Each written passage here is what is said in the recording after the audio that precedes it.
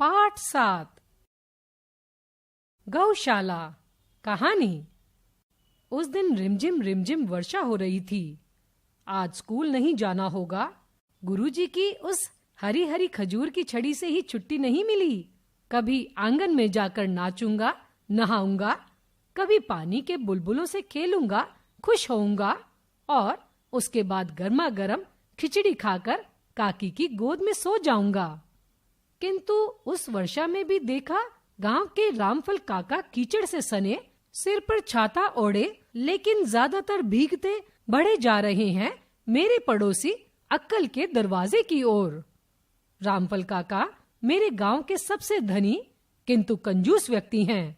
अक्कल एक गरीब मजदूर किंतु हरफन मौला।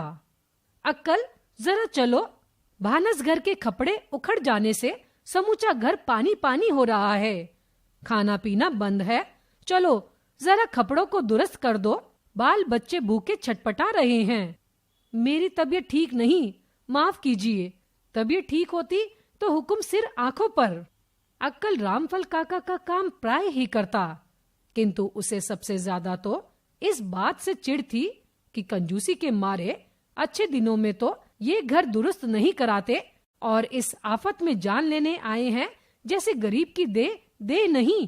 और उसे सर्दी लग गई थी, वह रह रह कर खांसता था। यह बात तो हम पड़ोसी जानते ही थे, किंतु रामफल काका के साम दाम दंड भेद के सामने उसे झुकना पड़ा। फटी काली कंबली ओढ़े अक्कल को मैंने रामफल काका के पीछे पीछे जाते देखा। अक्कल 5 हाथ का लंबा जवान, रंग वही भारत के आदिवासियों का।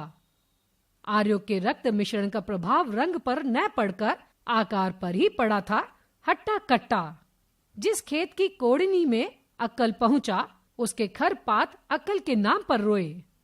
उसकी कुदाल क्या थी, परशुराम और बलराम के कुठार और हल की खिचड़ी। उसके जैसा महीन जोतने वाला हलवाहा कहाँ मिलेगा। घर बनाने में तो उस्ताद। गांव में जितने अच्छे मकान हैं, चाहे उनकी दीवार बनाने में चाहे छप्पर में, अक्कल का कुशल हाथ जरूर है।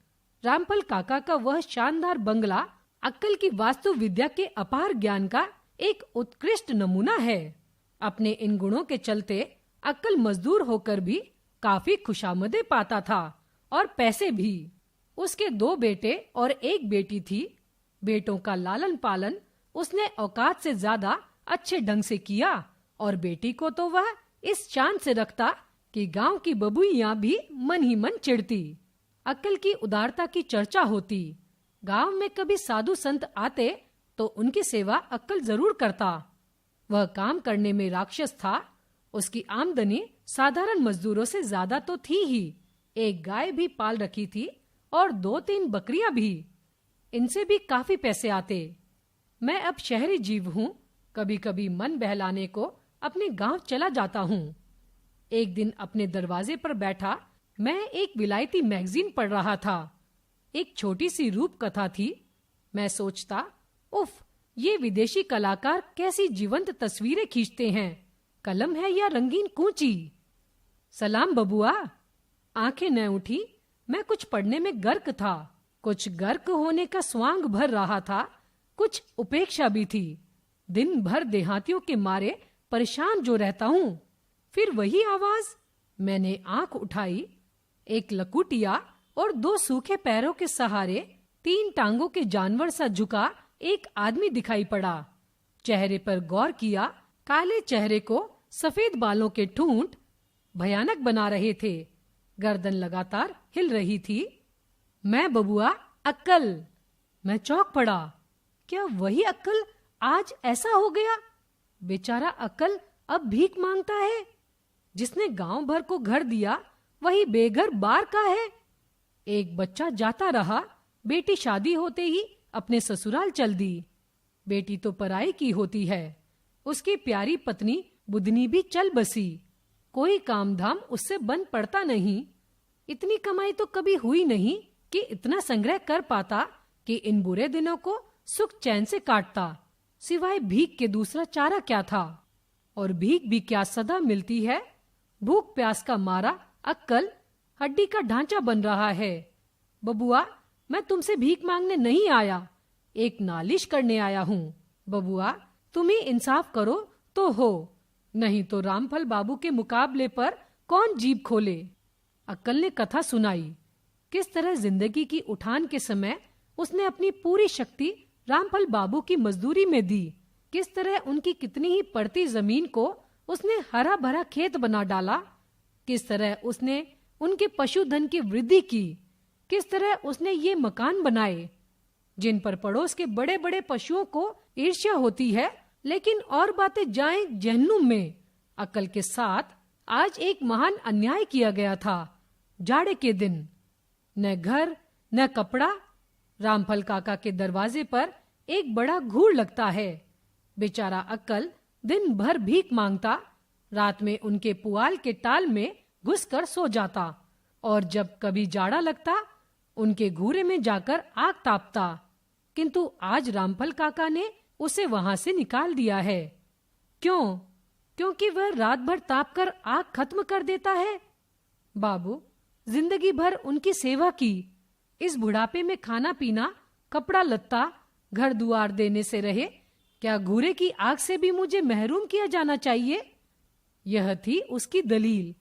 मैं क्या जवाब देता? मेरी आंखों में बचपन का बरसात वाला दृश्य नाच उठा।